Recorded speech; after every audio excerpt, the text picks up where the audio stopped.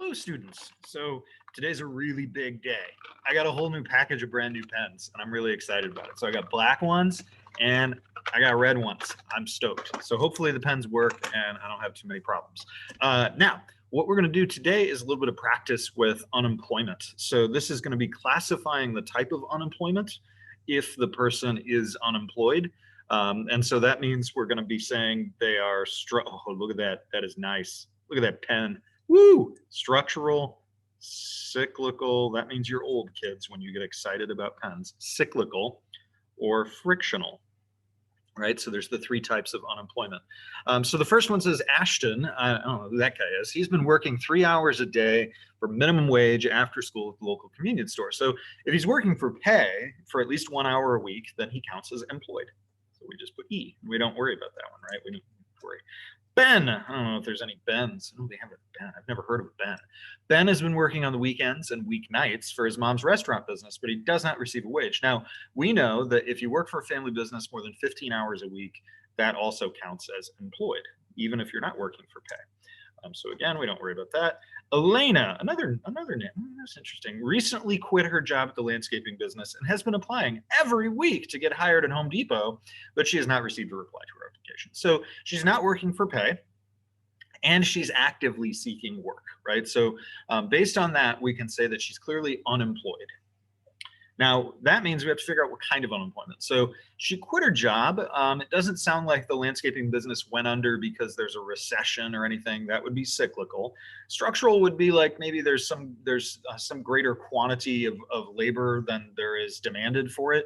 And in this case, it doesn't sound like that's the problem for why she's unemployed. It sounds like it's just the generic frictional unemployment. So frictional. Number 4, Noor was laid off at the Toyota plant because the weak economy meant fewer people are buying new cars. She's applied for work at local retailers. So a couple of things in play here. Number 1, we know she's not working for pay, right? So that means she's not employed.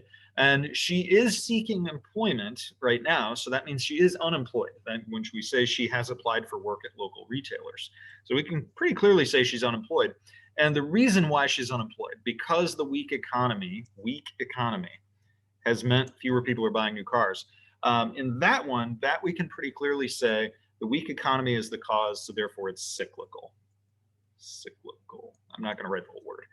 Dr. Butrago, oh my goodness, a doctor, recently sold his medical practice and is retired to a shack nestled deep in the mountain woods of the Peruvian Andes. That sounds like a good gig right now. Particularly, I imagine, for some doctors right now. So if he's not working for pay, then he's not employed, right? But he's also not seeking work. He has retired to a shack. So we would say he's not unemployed. He's just not in the labor force. And realistically, he's just retired, right? So that's not a special subset or anything. It's just the reason why he's not in the labor force. Catherine has decided not to get a job after school because she wants to improve her grades. Well, Catherine, that's probably a good decision. And so Catherine's not looking for a job, but also Catherine, my goodness, my colleagues keep dinging me. It's like 8 o'clock in the morning. Relax, people. I don't know if you can hear that, but they are just chatty. Catherine's decided not to get a job. What that means is that she's not employed, but she's also not unemployed. She's just not in the labor force, right? Not in the labor force. Cynthia has been searching for a full-time job in marketing. Good for you, Cynthia. She's only been able to find a part-time job at the grocery store where she currently works. And that's a key phrase, right? She currently works there. She's earning money for pay. Keeps dinging. So she is employed. Now, what we do know is that she is a Peter. Part-time for economic reasons, maybe, because she's not able to find a full-time job or something along those lines. We don't 100% know that she's a Peter. It kind of suggests that she is because she's searching for full-time work, but she can't get it. So Paige lost her job 6 months ago. She was looking for work, but 2 months ago she said, I'm done with this business. So she's out of the labor force. She's not looking anymore, not in the labor force. But why, right? Well, she was looking. She would like a job. So we know she's marginally attached. She has been looking in the last 12 months. And the reason she stopped is because the economy is so bad. So we would say she is a discouraged worker. She's so discouraged. Don't be sad. You're going to be okay, Paige. And then we've got Jabez. Jabez, he's been working in the tobacco field since he was a child because fewer people are smoking. Demand for tobacco has fallen, so he can no longer find work. This is where he is looking for a job. We'll kind of say he's looking in this sense, and he's trying to find a job, but he's unemployed. And why? Well, in this case, it's because there's some sort of underlying structure of the economy that has changed that makes it so that people don't want what he's producing anymore. It's not a recession that has caused this, right? That would be the cyclical unemployment. But in this case, it's something about the structure of the economy. So in this case, we'd call it structural unemployment.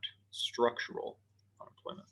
And then last, Thomas decided to quit his job in engineering, stay home, raise his kids till they went to grade school, so he is not in the labor force. Okay, now let's take a look at part B. If the structural unemployment is 4, cyclical is 4, total UE is 15, what's frictional? So this requires that you know a couple of things. It requires that you know the natural rate plus cyclical equals the total. And it requires that you know that the natural rate is structural plus frictional, right? And so if you add all 3 of them together, you get the total. So we have 4 is structural, we have cyclical is 4, and we know the total is 15, so we know that this frictional has to be 7, right? 7%. If the number of total in the labor force is 100, so this is not a percentage, right? It's the number in the labor force is 100. Cyclical unemployment is 5, frictional is 7, structural is 8. What is the natural rate of unemployment percentage, and what is the unemployment percent? So, and if we kind of say this, right, we would say, well, the natural rate is just the structural plus the frictional divided by 100. And in this case, the nice thing is that I've set this up with a 100, so it's kind of nice here. Frictional and structural. So the natural rate is 15%. And then the total unemployment rate is you add all of those together, and it's 20%. That's a really high unemployment rate. Not good. All right. Hopefully this helped you. See you next time.